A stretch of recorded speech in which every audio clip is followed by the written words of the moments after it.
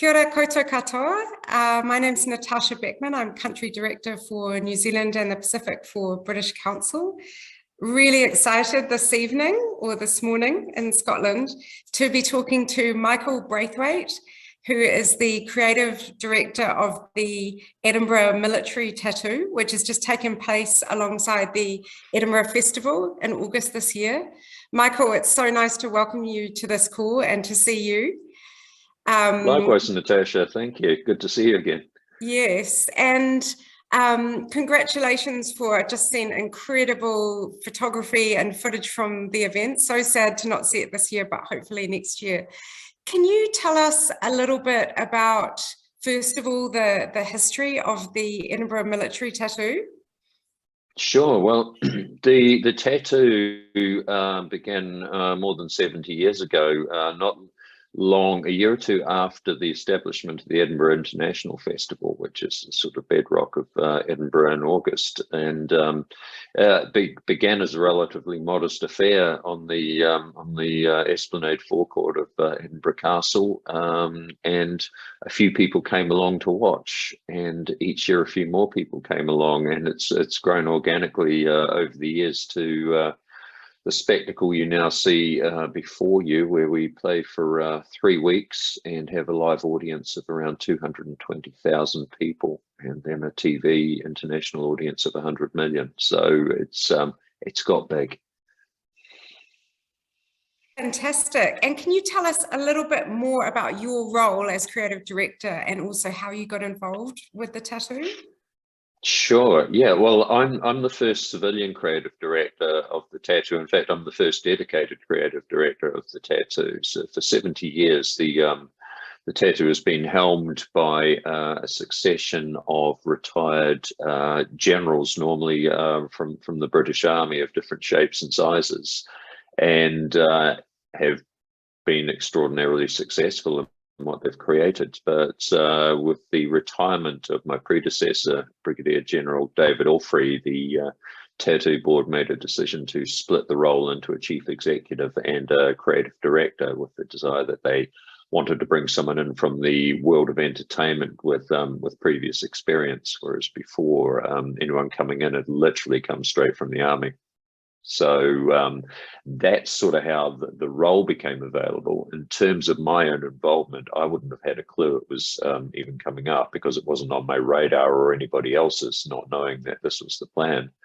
And I was actually in New Zealand at the time, just as the pandemic broke out, and was busily putting my parents into lockdown and various other members of the family, and got a call out of the blue from a headhunter in London, telling me about the position and asking if I'd be interested, and I was. So that's sort of how it all got started.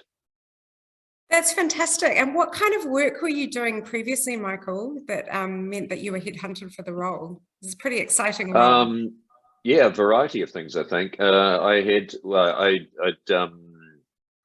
immediately prior to this, I'd been the global shows director for the Merlin Entertainment Group, which is a British-based entertainment and leisure company, and I was overseeing all their live shows internationally, and they operate in 23 countries, so that was sort of taking me all over the place.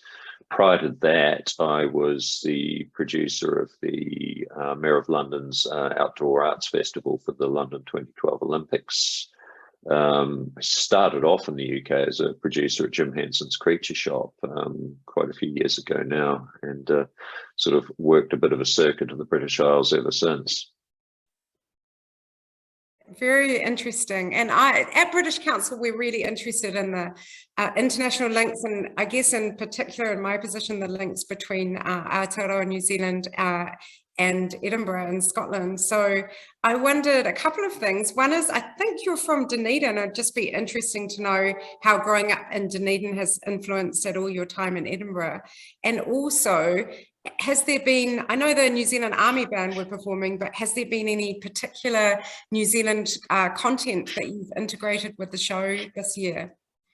Sure. Yeah. Well, in terms of the Dunedin connection, I was born there, but my family actually lived in the country of side in Otago. So in terms of being domiciled in Dunedin, it was in the maternity ward, and that was about it. But in terms of a link to Edinburgh, of course, it's a wonderful connection, with Dunedin being the old name for Edinburgh. It was great to have the Army Band there this year. They're veterans of the tattoo. I think it was their 7th visit, so they're crowd favourites. And what was nice was that they were sort of scheduled to be back this year anyway, so I felt that they were there on merit rather than any sort of suggestion I was stacking the house with mates from home. So, as I say, they are A-listers on the international tattoo circuit, so it was great to have them there.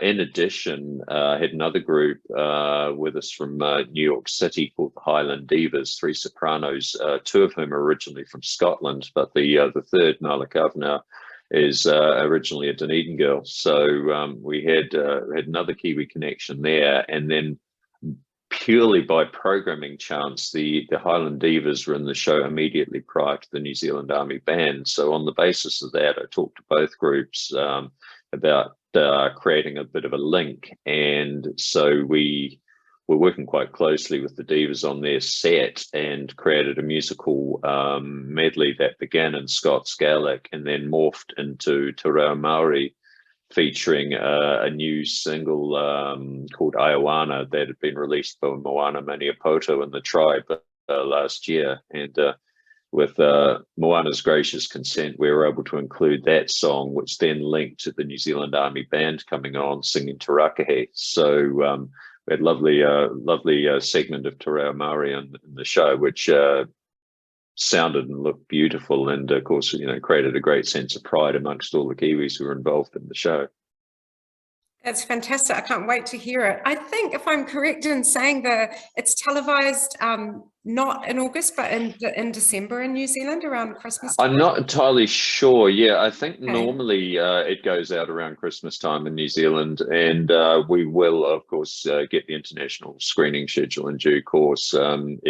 It always goes live on the BBC on the last Monday of August in the British bank holiday, and then goes out around the world thereafter. But I think around Christmas time is when New Zealand's likely to see it. Yeah.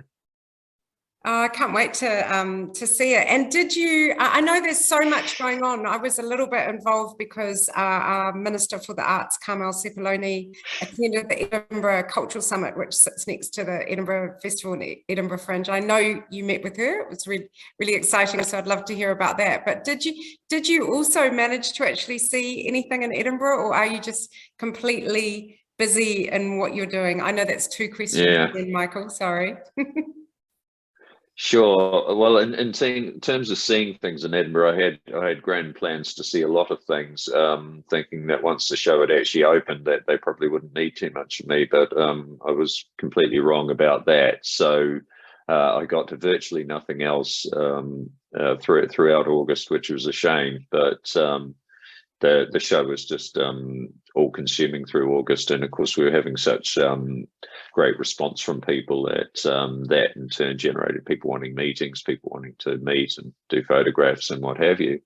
And then, yeah, as you said, we were extremely honoured to have Minister Carmel Sepuloni join us the final weekend of the tattoo, and that was a classic sort of Kiwi gathering, really, because I had friends from New Zealand visiting the same night. They'd come up from New Zealand to see the show and were attending the same performance. So I was literally standing at the top of the Royal Mile, because there's only one way in and out of the stands, and ran into my friends. And then Minister Sepuloni and her entourage arrived, so everybody hung out together for a while and chatted in that informal way that Kiwis do. And we had a wonderful night.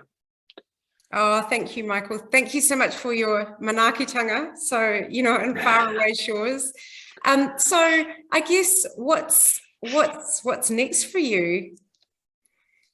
Well, what's next is more of the same but better, I think. I've been asked to direct next year's show as well, so we are currently in that sort of in-between land of debriefing and putting away this year's show and commencing preparations for 2023. That said, I was already developing plans for that prior to this year's show, because the more lead time you can get, the better. So yeah, currently the stands are coming down at Edinburgh Castle. They take 12 weeks to put up. Hopefully they come down a bit quicker, and they will go away to rest over the winter. And we're already into looking at programming and staging for next year, but also debriefing this year in terms of what we learned and what we did well, what we could do even better. So yeah, still a lot going on. That's great. Well, I'm definitely going to see you there next year. And just on behalf, we'd be delighted to have you. Oh, it's so exciting. And on behalf of British Council and also the British New Zealand Business Association, thank you so much for your time. It's been really interesting, and we can't wait to see what you have up your sleeve next. Thanks very much. It's been an absolute pleasure. Okay, thanks, Michael. Bye.